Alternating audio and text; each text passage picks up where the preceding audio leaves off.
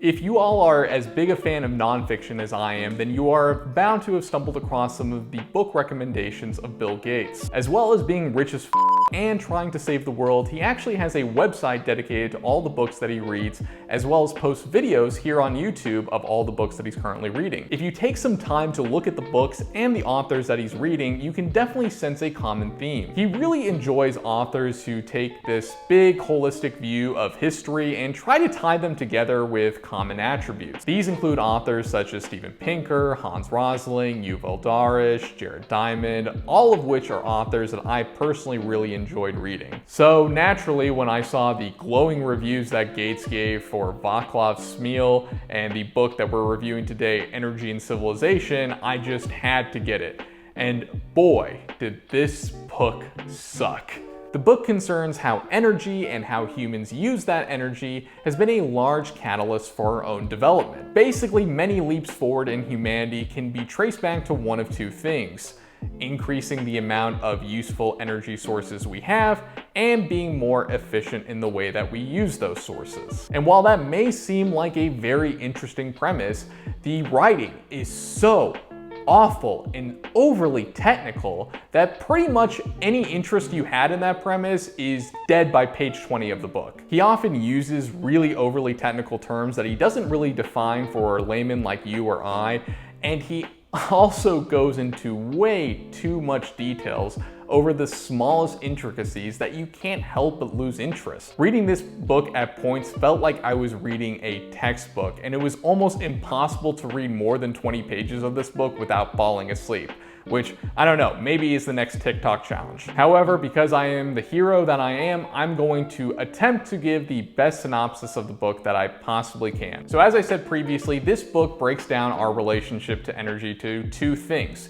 increasing the amount of usable energy we have, and being more efficient in the way that we use that energy. Our own evolution is a testament to that. Human beings, unsurprisingly, have very large brains, and those brains take up about 25% of our energy. Compare that to other mammals, which is more like 3 to 5%. This means that we had to find ways to save energy compared to other mammals, and one of the ways that we did that was by walking on 2 feet, which is biomechanically 75% more efficient than walking on all fours. And if you don't believe me, try bear crawling everywhere you go and see how long you last. And it was because of this efficiency that we gained from walking on 2 feet that we were able to have enough energy to power our large brains. Later in our development, we realized that it was a lot more efficient to settle down in one place and grow our own food rather than having to forage for it. In foraging societies, you needed about 4 square kilometers for every single person.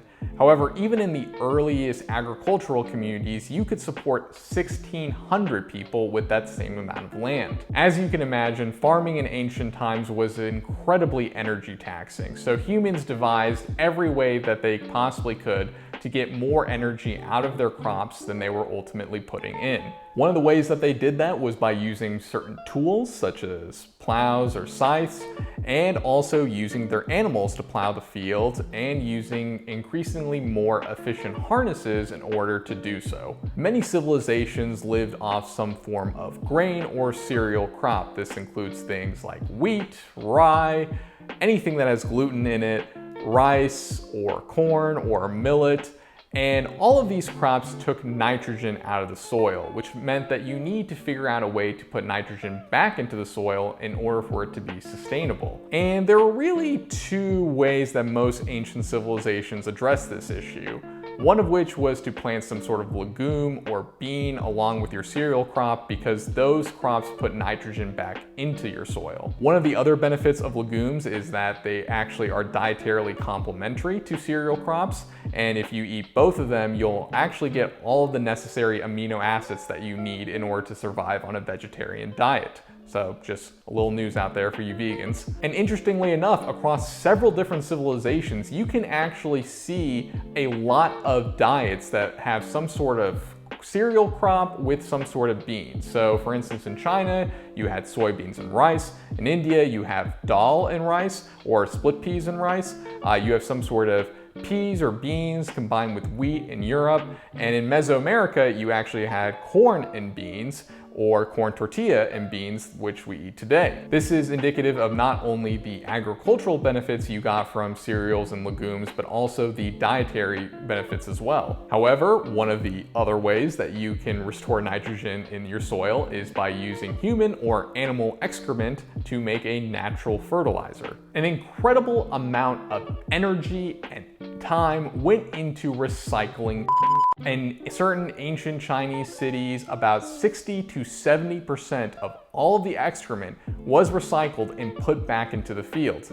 And yes, in case you're wondering, Mike Rowe has already volunteered to do that for his next show. The other big challenge was getting enough water to your crops. As you can imagine, actually having to carry water to your field all the time is incredibly energy taxing. That's why they built irrigation canals and they use certain ancient pumps such as the Archimedes screw in order to get water out of a river and into your field. And there were many inventions in the ancient world that allowed humans to do amazing things with the limited energy that they had available to them. Probably one of the biggest innovations was the pulley, which allowed humans to move incredibly large objects with relatively less power due to the mechanical advantage that's gained by using a pulley system. Most of the ancient structures that we marvel at and wonder how they were able to make without modern technology are thanks in large part to pulleys. Or aliens, whichever one you want to believe. And harnessing the power of water was used in limited circumstances, such as to mill grains, as it had been done in the Roman Empire. And while all of these technologies were impressive, they were ultimately limited to the amount of primary energy that they had available to them. For the most part, the only energy that humans had available to them was either themselves, animals, or in limited circumstances, water and wind. However, that all changed with the rise of hydrocarbons. Coal was initially used for heating by peasants because oftentimes they were banned from using wood because that was reserved for the royal family, which is ironic because coal is actually a lot more efficient and better for heating than wood is. So the peasants actually got the better deal. However, then hydrocarbons began to be used for things such as the steam engine, which was one of the first times that thermal energy was able to be converted into mechanical work. This was obviously huge because it was the first time that a primary mover existed outside of humans or animals that could be used in a variety of different tasks in a variety of different locations. It was a starting point to a lot of innovations that we use today, such as the internal combustion engine, which we use in cars, or the steam turbine, which we use to generate electricity. There's a pretty obvious line that exists between humans before and after the extensive use of hydrocarbons. From the cars that we drive to the electricity that we use to even many of the products that we use would be pretty much impossible without hydrocarbons. Hell, even the food that we eat would be pretty much impossible to produce at the levels to sustain our population without hydrocarbons.